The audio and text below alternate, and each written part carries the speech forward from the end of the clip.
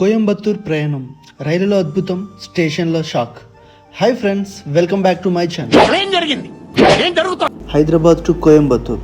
ఇక్కడ ఆనంద్ గోరింక మామని చూడడానికి వెళ్తున్నాం. It's a long journey. అందుకే నిన్న హైదరాబాద్ నుంచి కోయంబత్తూర్కు ట్రైన్లో బయలుదేరాం. రైలు ప్రయాణం చాలా బాగుంది.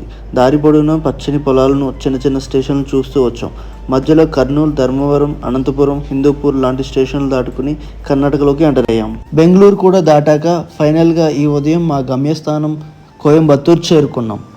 స్టేషన్లో ఊహించని షాక్. అస్సలు కథలు ఇక్కడే మొదలైంది.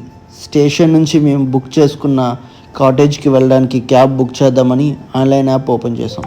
ధర చూస్తే నార్మల్గానే అనిపించింది, కానీ రైడ్ కన్ఫర్మ్ అయిన తర్వాత డ్రైవర్లు అడిగిన డబ్బు చూసి అవాక్కయ్యాం. యాప్లో చూపించిన ధర కన్నా 2 అంతలు ఎక్కువ అడుగుతున్నారు. కొంతసేపు వెయిట్ చేసినా సరైన ధరకి ఎవరు రావట్లేదు. చాలాసేపు స్ట్రగుల్ అయ్యాం. ప్రయాణం చేసి అలసిపోయాం. వేరే ఆప్షన్ లేక డబ్బులు ఇచ్చి క్యాబ్ బుక్ చేసుకోవాల్సి వచ్చింది. ఆన్లైన్లో నమ్మకంగా బుక్ చేసుకున్న కాటేజీ చేరుకోవడానికి కొంచెం ఎక్కువ శ్రమ పడాల్సి వచ్చింది. ఫైనలీ కాటేజ్ చేరుకున్నాం. సో ఇంకా మనం ఫ్రెష్ అయ్యి ఆనంద్ మామని చూడడానికి వెళ్దాం. సో ఈ వ్లాగ్ మీకు నచ్చినట్లయితే సబ్స్క్రైబ్ చేయండి, లైక్ చేయడం మర్చిపోకండి. See you on next video. Bye.